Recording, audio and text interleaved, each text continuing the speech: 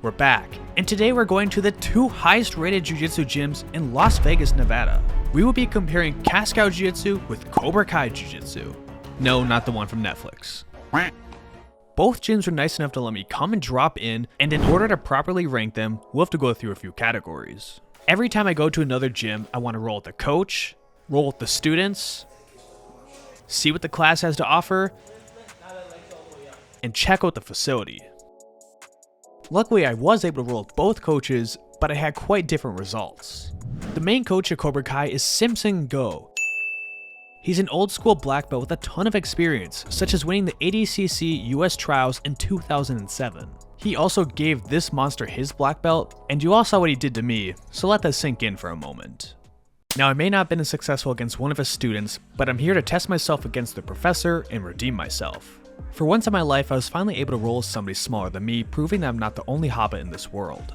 But Sim is trying to keep me on the endangered species list as he's able to elevate my hips enough so he can start to transition to his favorite guard, X guard. I latch onto his foot and I drive my hips forward so I can try and bait a back take. I'm confident that I have the better wrestling, so I should be able to hand fight my way out of here, but his grip over my pant leg was going to make that impossible to do. I could tell he was going to climb my back, so I had to go towards his ankle and roll my way through, potentially looking for an ankle lock and keeping the scramble going. It worked out well for me because I was able to maintain top control, but I think that Sim came out of the womb doing leg presses because he easily was able to elevate me by going underneath me and extending his legs. Sim has me in a really bad position where he can transition to my back, but I have myself extended just enough that he's going to have to fight me with a single leg. The key for me is to keep my leg extended over his shoulder, but he just needs to clamp down on my calf and I'm probably going to fall over. As he grabs my belt, he's able to close the distance and he forces me into turtle, so I go for the switch. I know this won't work because he has a gable grip over my stomach, so I want to sit my hips on top of his knees. Since I'm able to grab onto his leg, I can hit the switch once again and I'm on top of his guard. I even attempt to backstep over his foot so I can go right into half guard, but instead I wind up in a triangle and have to posture hard so I don't get choked out. The posturing worked just enough that he let go of the triangle by taking his leg off my shoulder, but he still had me wrapped in a knot. And because I couldn't free my arm, he went right back into the triangle. My defense this time was to push the leg off of my head, but it threw me right into an omoplata.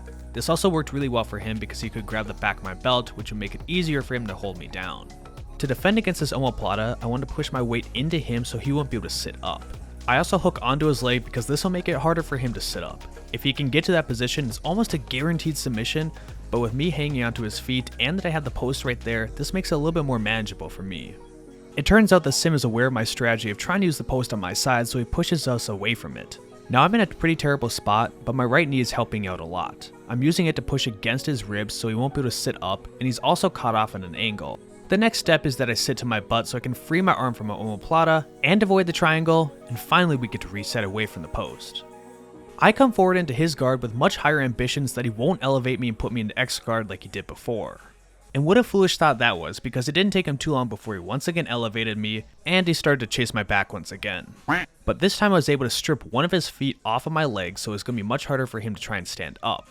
His X guard was limited to only using one of his legs and maintaining control over my right knee. Sim extends his left leg so my body's all out of place and it's going to be hard for me to maintain control over his foot. Then he uses that same foot to free his other leg, and now he's in full X guard as he can reestablish control after I lost all my grips. He's looking to use the same single leg as before to take my back, but this time I was able to get my hips out and hand fight, and I'm safe from his attack. There's not much time left in the round, but I've accomplished absolutely nothing. I'm not able to pass his guard, and I'm not able to get any offense going on my own, and so far all I can say is that I defended a few bad positions and one submission. I also ended up conceding a sweep to him as he went for the arm drag, but it worked out alright for me because when I'm wearing the gi, I typically prefer to be on bottom. I'm using my position to extend my legs so I can balloon sweep him and potentially go at the back door. At the same time, Sim is trying to get his shoulder off of the mat and we can see he's setting up an armbar. It's going to be very tough to do because I have complete control over his right leg, and I'm also able to put my right foot right behind his kneecap. And unfortunately, when things were starting to look a little bit better for me, the round comes to an end.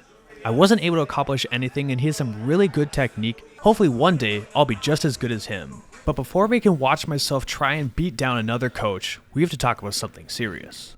Now, as much as I love Jiu-Jitsu, I've had one huge issue the entire time. I'd love to listen to music, but I can't fit any headphone in my ear because of cauliflower. Until today. With the Status Between Pro headphones, I've actually managed to put an earbud inside this congested mess.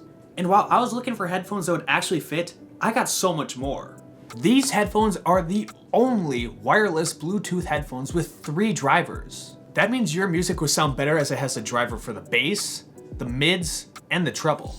This means you're going to have cleaner, wider, and more powerful audio in anything that you do. These bad boys clock in at 12 hours of battery time plus 36 in the case. 48 total is pretty good. Also, the audiophile codecs that you get with these headphones stream audio at a much higher quality. Status Audio is all about giving you that audiophile quality at an affordable price. But here's the best part. They gave me headphones that I'm gonna let one of you win. Click my link in the description below, comment your favorite submission, and like the video, and you'll be entered in the drawing. Now I didn't do the best against Simpson, but let's see how I do at Cascao. The owner of this gym is Walter Cascao, but unfortunately he wasn't there. Instead, I'd have to take on his right-hand man. And hopefully he can defend Walter's honor, otherwise there is going to be a new gym owner. Now it should be pretty easy to see, but there's a pretty big age difference between us. You can tell because he decided to pull bottom deep half. Just like every other old school black belt, except for this time it's a no-gi, so his legs are in danger. I didn't want to be a victim of old man strength, so I sat backwards instead and I went to regular half guard. But of course the second I stood up, he reached underneath my leg once again so he could work on this deep half. Now there are 2 main ways I like to defend deep half. The first one is to pin him to the mat and sprawl out, and the second one is the guillotine. Option 1 is working really well for me, but that doesn't mean you won't see a guillotine later. He does a great job scooping up my foot so he can throw me into a deeper deep half, but I have the same balance as Simone Biles, so you won't see him tilt me over anytime soon. He makes it a little bit easier for me to escape because he brings my leg off of his head, so now he lost all the pressure he had to maintain my hips. I need to make sure in situations like this that I can continue to hand fight while keeping an upright posture. Otherwise I risk the chance of him going for a knee bar or even going out the back door. Then I realized as I sat back for this leg attack, it wasn't my best option. I thought the knee brace was because we were doing wrestling, but it turns out that's not his best knee, so we really can't count that submission. But that isn't going to stop me from going on an attack on his other leg. I sat back looking for an ankle guillotine and I was able to go belly down.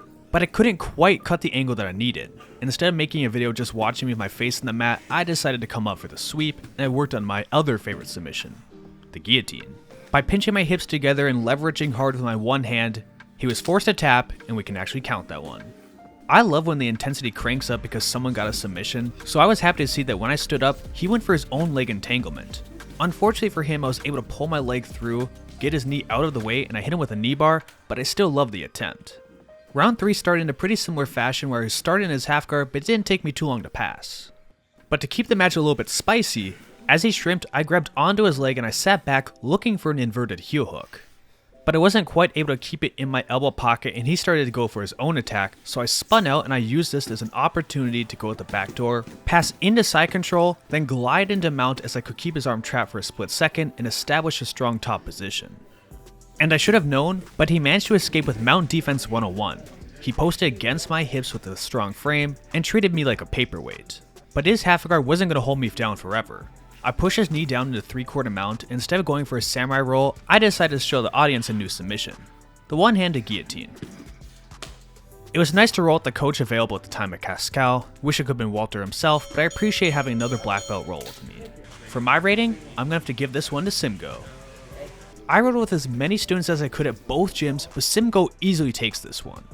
While I definitely prefer the gi at Simgo, I was able to roll with much higher level people. This included purple belts, brown belts, and even other black belts. They were all able to put me in bad positions that made me work my way out of there if I wanted to survive. Meanwhile, Cascao seemed a lot less competition focused, and there's absolutely nothing wrong with that, especially when it looks good on video.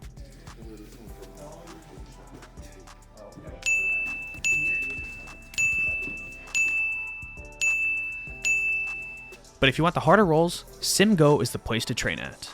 Now last but not least, in order to properly assess both gyms, we gotta look at the class and the facility. Simgo by far had the much better facility, and both classes were fairly equal. From bigger mat space to better lighting and just an overall cleaner facility, Simgo knocked this one out of the park. But if you're a fan of that dark dungeon feeling where you're gonna get a grind in, Cascao might be for you. Either way, I can see how both of these gyms have a high rating. They were both very welcoming, but overall, Cobra Kai is the winner.